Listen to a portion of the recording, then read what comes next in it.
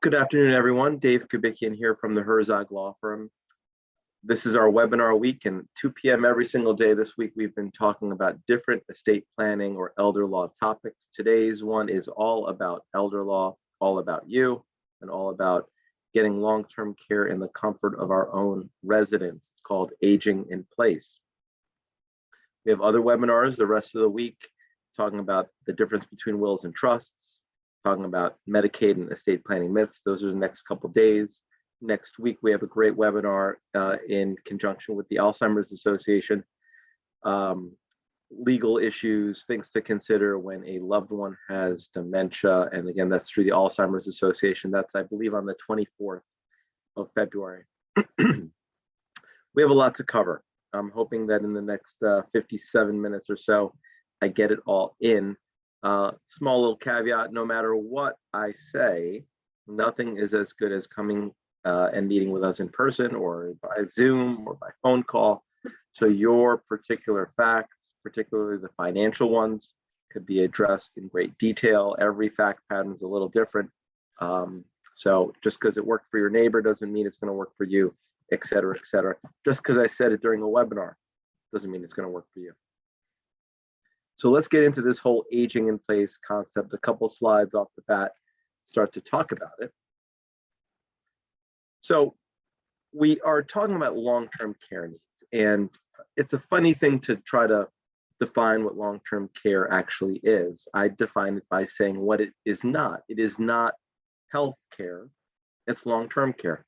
Health care is things like we fall and we go to rehab, or we break a finger, or we don't feel so good and we go to the doctor. Heart palpitations, right? A murmur, like these are healthcare things, and we have healthcare insurance that covers those kinds of healthcare things. If we can get better, it's healthcare.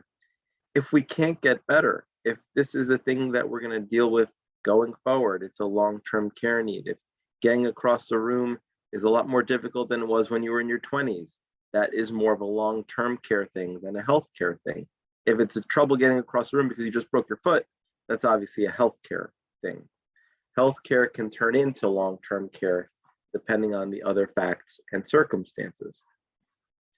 As you see by this slide, we are on the cusp of having lots and lots of people enter the long-term care picture. The baby boomers are turning 65 and then some, and we anticipate that there will be a huge need for long-term care. In addition to healthcare, obviously, that's not going to go away. Planning for long-term care isn't saying we are going to get long-term care or that we are going to plan for a nursing home. I'm yet to plan for one nursing home. We plan for long-term care, possible needs associated with long-term care. We're planning on things we're planning on giving you as many options as possible. Sometimes having more money provides you with more options. Sometimes knowing that your house is protected may lead to more options. Sometimes it might be just downsizing your home so that you're setting yourself up to age in place. There's lots of ways to plan for long-term care. A lot of it actually has nothing to do with the legalities of things, right? Trusts are just a piece of the plan. Having discussions, having difficult discussions, realizing we are only going to get older every day. That's the plan. Realizing that and not putting our head in the sand is an incredibly important first step. So for those that are listening, thank you. You are well on your way towards creating a custom long-term care plan for yourself. If you ask anyone, and I could say anyone, even though I'm sure some people would say, no, they don't want to be at home, my mother being one of those people. Most people want to age at home, wherever they call home. Now, maybe they want to downsize and they don't want that 3,000 square foot home for the rest of their lives. Maybe it's going to be a 900 square foot, 1-bedroom apartment or 2-bedroom apartment. But the idea is that we all collectively agree we really don't want to be in a nursing home unless we absolutely have to. And as far as assisted livings go, they may be nice. I view them as apartments. So I view that as a form of aging in place personally. there are a couple questions that we really need to answer whenever we're coming up with a long-term care plan, as well as what we're doing when we're dealing with a long-term care scenario situation. Number one, where do we want to live? Where do we want the care to take place? Number two, who's going to be providing the care? How are we going to pay for it? What financial resources are going to be available to us? What can we protect? What can we not protect? Devil's obviously all in the details. Developing a care plan is a couplefold, and one of my team members, Kim Hance, is not with us today to talk about creating a care plan, but she is a tremendous resource for our clients when they are coming up with a plan. For example, it might be great that you want to live at home, but what happens when you can't leave the home? What happens about the social aspect of life? That's really important. That's why I think some of these congregate living facilities are quite good. Are our neighbors also seniors? Are things set up for us? Are we all in a building where there's no stairs and it's just, we could wheel in and wheel out, so to speak? Do we live in the sticks? Do we live in suburbia? Do we live in an urban area? Are there more services that might be available?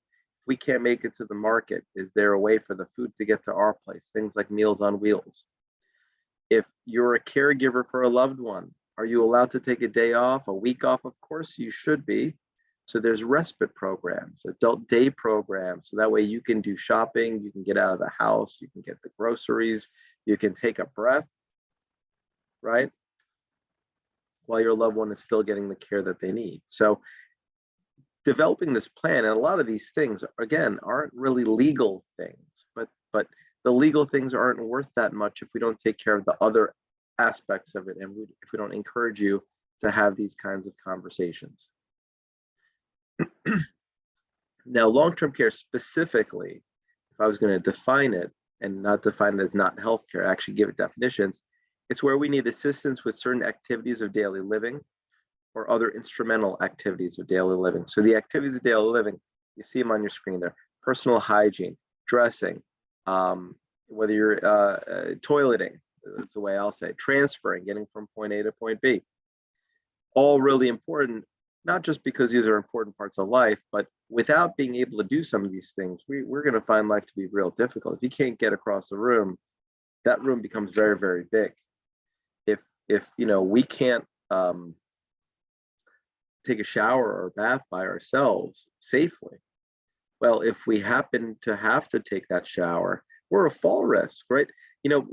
Plans are great, and the things that destroy plans are bad health events, falls and things like that. Instrumental activities of daily living are almost as important, right? We do need to get around town. We do want the ability to shop, to prepare our meals. We do want to be able to deal with our finances. We do want to be able to take care of our medications. Do I want a house clean? No, I don't want a house clean, but I want to be able to. I want to know that where I am is going to be suitable for me. I want to make sure that there's someone who can go to the grocery store for me if I can't. I want to make sure that the environment I live in is a clean one, right? It's all about dignity, in my opinion. Thankfully, aside from the Medicaid program, there are a lot of community-based services out there that can help our clients. And there's a long list of them here. I'm going to pick and choose a couple of them. I know if Kim was here, this would be about a 20-minute slide. And thankfully, Kim's not listening to hear me say that. But adult day services, top right there, and respite, so important. One of the more important things I think COVID took away from us over the last 2 years are there are several great nursing facilities, I will say great nursing facilities, that had day programs, which will allow the caregiver really valuable time to recharge. A lot of times the clients we're dealing with have dementia, Alzheimer's, and if you know anything about those kinds of diseases, night times, evenings could become very, very difficult for people, particularly the caregivers. Right when you need that good night of sleep to recharge the batteries, that's when your loved one has a bad night themselves, and now you had a bad night. HICAP, health insurance counseling, incredibly important to have people out there who can advocate for you and also let you know what programs you may be able to benefit from on the healthcare side. Um, Hospice, palliative care, we tend to talk a lot about Medicaid. We talk about long-term care because it's a long-term thing, but within that is things that could be less long-term, like hospice and palliative care. Really, really important. A lot of confusion in those areas, and sometimes we have clients who say that their loved one is on hospice. That could mean a month, guys. That could mean a year and a half. And the questions about who was providing care, what additional care might be needed, how are we going to pay for those services are still going to be big questions for us. The cost of care is extremely expensive, and that is regardless of whether we live at home, we're in assisted living, or if we're in a nursing home. A lot of people think nursing homes are the most expensive. However, if you are private paying and you're paying 20, 25 bucks an hour and you need 24/7 care, 365, you add it all up and the monthly cost of that care will be a lot higher than a nursing home cost. You know how like college tuitions have been going up drastically over time, particularly in the last 20 years or so. Nursing homes have been doing a similar thing. Whereas just a couple of years ago, I remember talking more about $11,000, $12,000, $13,000 nursing homes. Now it's $13,000, $14,000, $15,000, $16,000, $17,000 nursing homes, if not more. $450 a day seems to be the minimum I'm seeing. That's expensive. $450 times 30 days, that's about $15,000 a month. To think home care could be more expensive is absolutely mind-blowing. Home care doesn't have to be as expensive. It could be really cheap, right? A handful of hours a week, right? Checking in on mom, making sure she's doing all right, delivering some groceries, maybe doing some dishes, certain odds and ends. It could start cheap and then accelerate quite a bit. 24/7 certainly is a lot of hours. There's a lot of unpaid caregivers that a lot of our clients already have. Number one, starts with the spouse, but then kids and family. Oftentimes it takes a village to deal with a long-term care scenario at home. So that unpaid labor, if it's going to be done by a formal caregiver, or the opportunity cost of those free hours of care, because maybe your kids are missing work themselves, take care of dad, that's got to be fit into the equation. Assisted living has a range, and it's really difficult to talk about it because we have assisted livings in the Albany area where it exceeds $9,000 a month, but that's not because it's a regular run-of-the-mill room in the assisted living. It's kind of like an a la carte menu with memory care being a whole other section. So if your loved one is in assisted living, is in memory care, does have significant issues when it comes to medications and so on, it's not crazy to think of $8,000, $9,000 a month, maybe even more, particularly the closer you go down to the city, for the cost of assisted livings. That being said, again, there's a range. So it might just be $3,000, $3,500, $4,000 for your loved one. And, if it keeps them out of a nursing home, I suppose it's worth it. Paying for these facilities, paying for these hours of care is also quite challenging. That's where people like me come in. This is my specialty, as I say. The options are private pay, Medicare, Medicaid, two different programs, we'll talk about it, long-term care insurance, respite caregiver support grants, and then veterans programs. We're not really going to talk that much about the last two, but it's important to know they exist.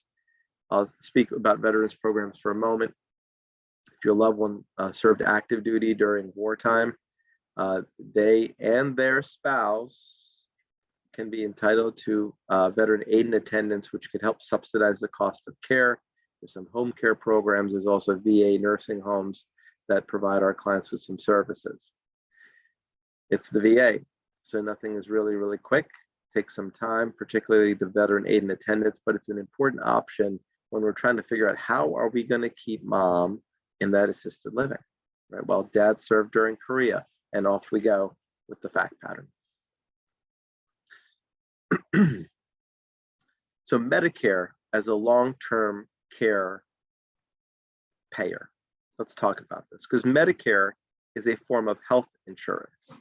Medicare is health insurance for those who have disability or are 65 years or over.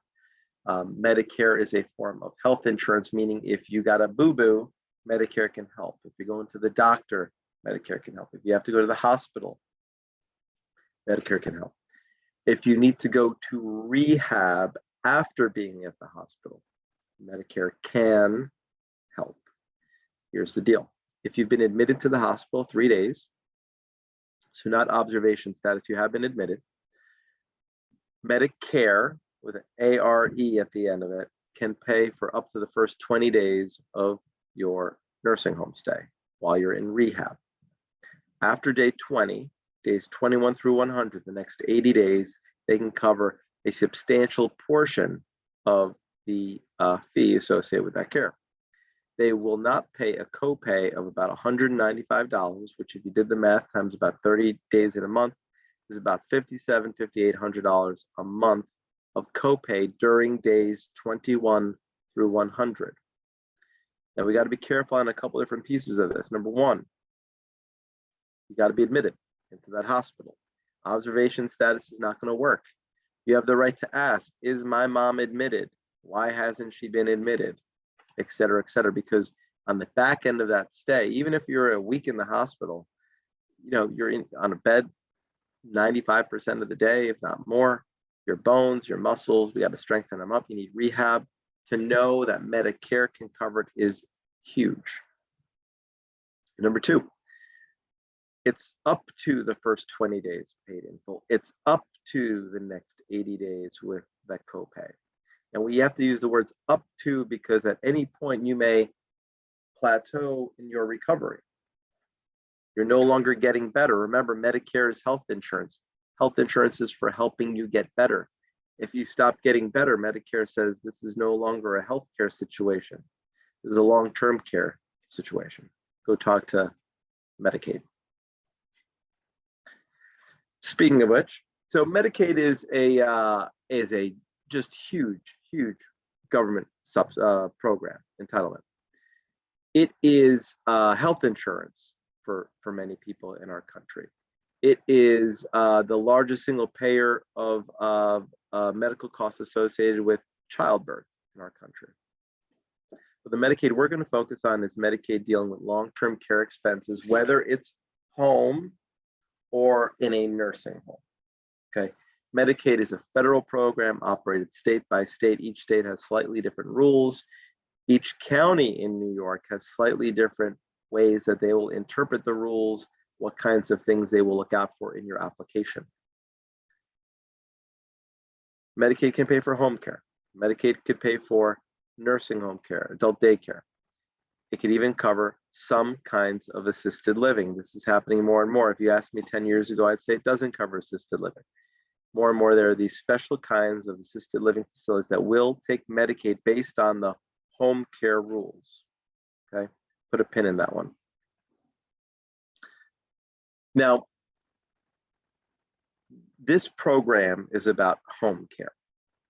The Medicaid program has a whole other world, which is 5-year look-back periods and nursing homes and crisis plans and all bunch of stuff. We're going to put that all to the side. I'm not going to talk about it for the rest of this program. We're going to focus on the home care program, which can help at home, day programs, getting mom or dad out of the house, and the assisted living, okay? Community Medicaid, because our family is in the community with everybody else. Now, there are asset rules and there are income rules for Medicaid. We're going to start with the asset rules. If you're an individual applying for Medicaid, you can have resources of $16,800. For a couple, we could have more resources if it's a couple being the applicant, that is. We're going to talk about resources in 1 second. Let me just talk about income since it's on the slide. If you're an individual applying for Medicaid, your income allowance is $954. If you have more income than that, don't turn off the screen. Okay, I know these are low amounts. If you have more than the $954 income amount, the excess income is subject to a spend down. You'll still qualify for the program. And as you'll see in a couple of slides, there's ways we can protect that extra amount of income subject to spend now, where so you can keep all of your household income intact. When it comes to assets, what are we talking about? What are the resources you could have that are subject to the 16,800, that are not subject to the 16,800? First of all, if we're getting home care, if that's in the equation, having a home, a primary residence is exempt. Good to know, since they're all over $16,800. When it comes to planning for final expenses, you could have a burial plot, you could have a prepaid irrevocable burial contract. You could have a certain amount of cash value in life insurance, face value up to $1,500. You could have one car of unlimited value. I almost had a client with a $1.5 million automobile have that be his one exempt car. I was very excited for that prospect. Thankfully, we never had to do it because he never needed to be in that nursing home. Retirement accounts and periodic payment status. If you are taking money from your retirement, whether it's an RMD or you are able to take money without a penalty. So RMD is a required minimum distribution. 72 years and older, you're taking an RMD from your qualified retirement plans. If you're under 72, you can take distributions. I think you got to be, 58 and a half or so. The important part to know here, though, is Medicaid doesn't care whether you've been taking distributions or not. Medicaid says if you're going to want us to pay for anything, we're going to have you start taking distributions. And those RMDs, the required minimum distribution, that's cute. We have our own charts that are a little elevated in terms of what they want you to take. Overall, though, that $1 million retirement is going to be protected for the most part, with a relatively small percentage being in the form of income that Medicaid wants a piece of. More important than the exempt assets are those that are not exempt. Bank accounts, so checking accounts, savings accounts, money market accounts, CDs, savings bonds, your brokerage account, the stocks and bonds that are in it, your mutual funds that are not affiliated with a qualified retirement plan. Cash value and life insurance is on table. That's a resource. A Roth IRA could be considered a resource. There's a couple things we could do with it. Annuities could be considered a resource. A couple things we could do there. When we apply for Medicaid for home care, thankfully, currently there is no look back period. And what that means is that if our assets are above what they're allowed to be, if they're above 16,800, we just need to remove them from our name. Now, we don't want to do it willy-nilly. We don't want to just give it away. We don't want to give it to our kids necessarily either. And the reason why is because if we're already having a conversation about care at home, it's not that crazy to think that we might have a conversation about you needing a nursing home one day. In fact, it might be possible in the next 5 years. And for nursing home care, there's a 5-year look back period. So when we are planning for home care, when we are reconfiguring things, we're always going to want to do a trust, which is going to be something that can hold your assets. The kind of trust we would do is a Medicaid asset protection trust. And what that would allow us to do is still be an income beneficiary of our money, still be able to enjoy our money, still be able to control the money, and still be able to pull it back if need be, particularly if we need a nursing home or if we have big, heavy-duty house expenses we want to take care of. Lots of flexibility when it comes to home care because we want to plan for really good things, just more home care and fixing up our house to continue to reside there, or bad things, now needing a nursing home. When it comes to income, if your income's too high, I mentioned a little earlier, we can utilize a specific kind of vehicle to protect your excess income. If we didn't protect that extra income above $954, that money would go every month towards your care, kind of like a deductible when it comes to health insurance. But thanks to something called a pooled supplemental needs trust or pooled income trust, we can take your extra income and set it aside and nonetheless use that extra money for your own benefit.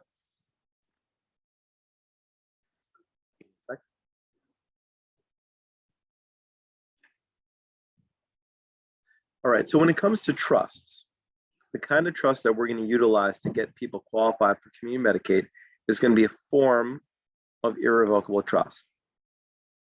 Specifically, we call it a Medicaid asset protection trust. What it means for something to be an irrevocable trust is not what you think it means.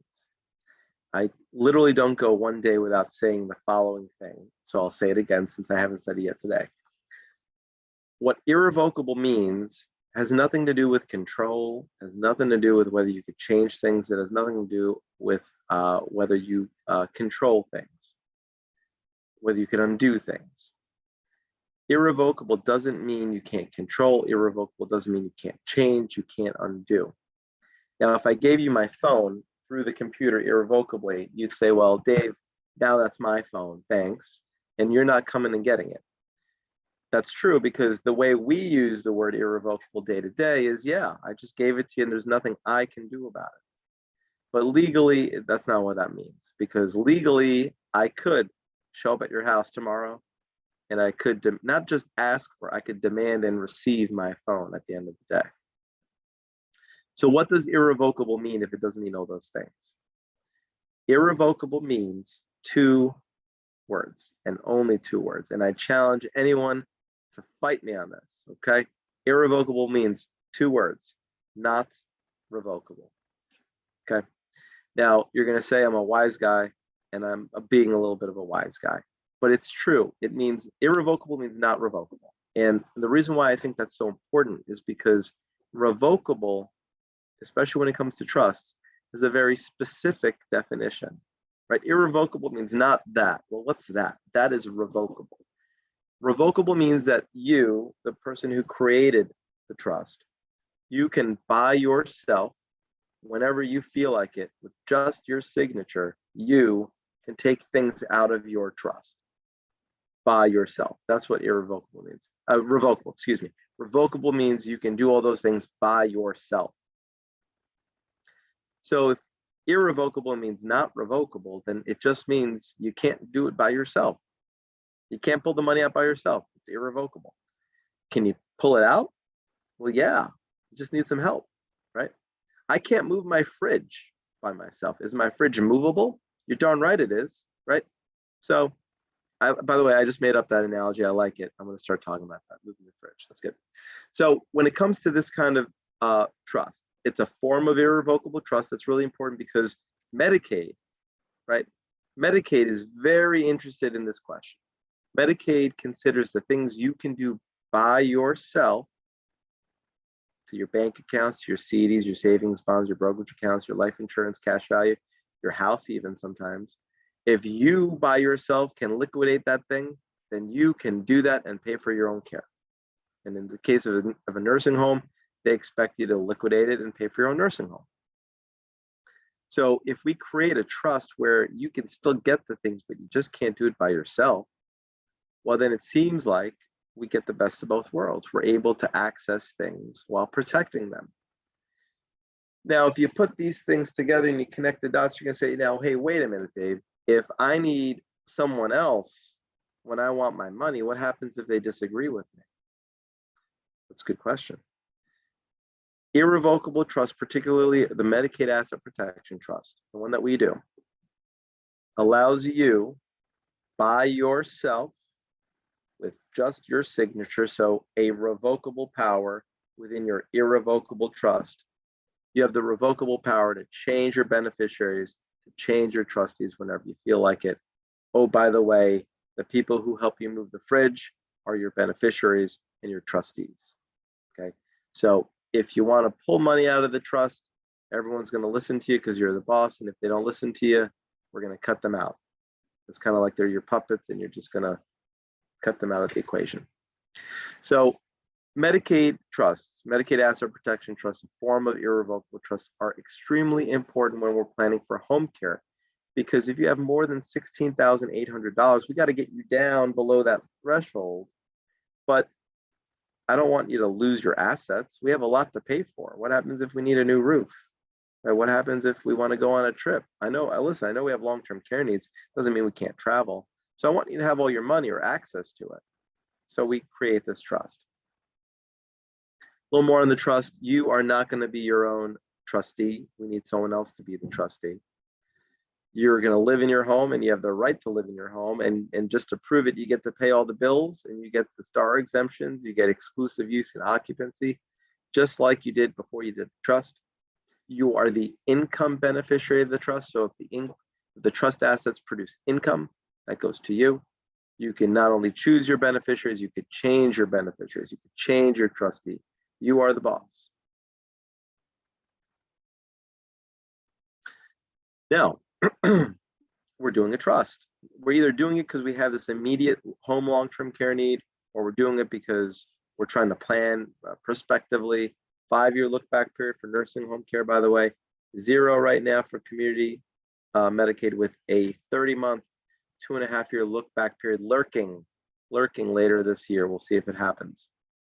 So what do we put in the trust? I like to start with the house. And the reason why is because the trust does more than just possibly protect assets. The house also helps you avoid probate, which we have whole other webinars that deal with that topic. So if you do a trust that can avoid probate with your most illiquid asset, with your most probatable asset, your house, we got a running start here. Stocks, bonds, investments accounts, cash value of life insurance, those are all great things to put in the trust. I think that bottom question is so much more important. What assets do we keep outside of the trust? I get this all the time. Depending on whether we're prospective, right? We don't have a long-term care need right now, but we've heard we got to protect our assets. Perhaps our parents protected their assets with the trust, right?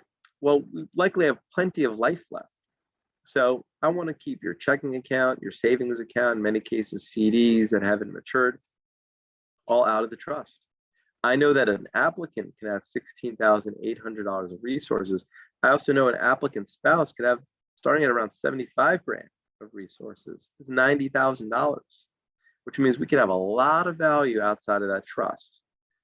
Trust can be confusing at times. I don't want you to be looking into that trust about how to pay your groceries. I want life to be as normal as humanly possible for you. Now, we mentioned the 30-month look-back period. We've been mentioning this for a very long time. In fact, it was supposed to start October 1st of the year of the COVID. And because of COVID, they delayed implementing this 30-month look-back period. First, they delayed it to January, then they delayed it to June, and then the following October, and then it was going to be April, and this and that. Right now, the current date is July 1st of 2022. I have to act on the presumption that's going to be the date. However, I'll tell you all right now, I don't think that's going to be the date. I don't know if there'll ever be a 30-month look-back period, but that's just my little 2 cents on it. We have to plan like it's going to be, and if nothing else, let's plan for the 5-year look-back period. But if and when they do implement this, this will be earth-shattering for our clients, particularly the ones that never set up a trust or never set it up in time, because there may be a period of ineligibility. We don't exactly know what that will mean for purposes of home care. We know what it means for nursing home care when there's a period of ineligibility. It may provide an opportunity for some of our clients to have look-back periods start while they're at home. We'll see how that works, but we're keeping our eye on it. The best thing you could do is, in my opinion, start to prepare as if it's happening July 1st. If nothing else, we're preparing for it happening October 1st or January 1st, or maybe we're just planning for the 5 years. But keep in touch. If you did this webinar, or you did a webinar a year ago and now you're doing this one, check back in 6 months, check back in 3 months to see where we're at, right? In 3 months from now, it's going to be May. Geez, we'll know what the deal is with July 1st come May. Avoiding the penalty period is kind of what I was just talking about. The period of ineligibility is, I guess, a better way to put it. If it turns out that there is a look-back period, or we're dealing with a 5-year look-back period with a nursing home, if we have transfers that are within that look-back period, and the look-back period is when we're applying, we're looking backwards 5 years, 3 years, whatever. If there are transactions that Medicaid is going to take issue with, gifts, things that were transfers that weren't paying for things, like a house repair, it was a gift to your kid. Medicaid is going to want to penalize you for it. They calculate all the gifts, divide that total by a denominator based on where you live, and they come up with a number which equals the amount of months of ineligibility. Because there's never been a look back period for home care, we don't know what it's going to look like. We don't know how brutal it will be. It is plenty brutal for nursing home applicants. We're hoping it may actually provide an opportunity, as I was talking about before. So what do we do if our income is too high? What about this income spend down? I talked about a pool trust and then I didn't say another word. Well, here we go. Most people have income just from Social Security that's going to be above $954. If we add to it pensions, we add to it distributions from retirement accounts, required minimum distributions, it's not hard to see how we might be $2,000, $2,500, $3,000 a month of income. You know, they're saying if you're basically $12,000, $11,000 a year or less of income, you qualify for the program. So most people will be above that in their retirement. How do we deal with it? Well, this pool income trust, and it's really pretty cool. It drives some of our clients crazy. I'll give them that, but it is better than nothing. And when something is better than nothing, we need to treat it seriously. So Medicaid says you could have $954. And if your income was $2,954, it'd be pretty clear to me that you have $2,000 more dollars than you're allowed to have. What Medicaid would expect you to do is each month, before they give $1 for your care, they're going to want you to pay for the first $2,000 of your needs. It's like a medical deductible in the world of Medicaid. We don't like that because, for one, we're still living in a home or an apartment, and that costs more than $954 per month. Plus, we may need clothing. I suppose at some point we need food, right? So if home care is going to work, well, we need more money. And New York realizes that, so they allow our clients to do this pool trust. They're allowed to enroll in the pooled supplemental needs trust. The trust is organized by large nonprofit organizations where they hold lots of people's money in segregated accounts. So if you're using this trust, it's a very big trust, and one little itty bitty account in there is yours. They're pooling lots of people's money together. Medicaid will determine what your income is when we do our Medicaid application. They're going to say in that approval letter, we calculated your income to be blank, which means your spend down is blank. If we enroll in the pool trust, that blank, that amount, that excess income, every month, boom, is going to go to that pool trust, month after month after month. And it's just going to sit there. But you will have access to it, not you yourself, the applicant, your agent will, typically is your child or something like that. And they could send to the pool trust your bills, things like your rental agreement, things like your mortgage statements, things like your tax bill, your insurance bill, utilities, cable, food, clothing. You want to go out, rent a movie. Any of those things, if it's something for you, it can be covered. If it's something for me, it cannot be covered. Okay. You want to go on a cruise, you can cover it. You want to take me with you, not going to cover it. Okay. But what that serves to do is we're able to use all of our household income for the normal expenses we always had. The long-term care expenses are a completely new expense in our life. So, you know, how do we deal with long-term care expense? How do we deal with $5,000 a month on caregivers when our income is $3,000 a month, right? How does that compute? How do we deal with, you know, our taxes are $6,000 a year if they're super low, and our insurance is $1,000. And this, I mean, we may need $1,000 a month just to keep a roof over our heads in terms of, you know, the taxes, the insurance, and some utilities. So pool trusts save the day. Now, when our income is really high, maybe someone's got $5,000 a month going to the pool trust, it becomes a little difficult to find ways to spend that $5,000 a month. That's where I just send you my bills and you can pay them for me. Can't do that either, sorry. All right, thank you so much for joining us. I'm gonna press stop record on the thing that says record. And then if you have any questions, I'm happy to answer them. So just hang on a second here.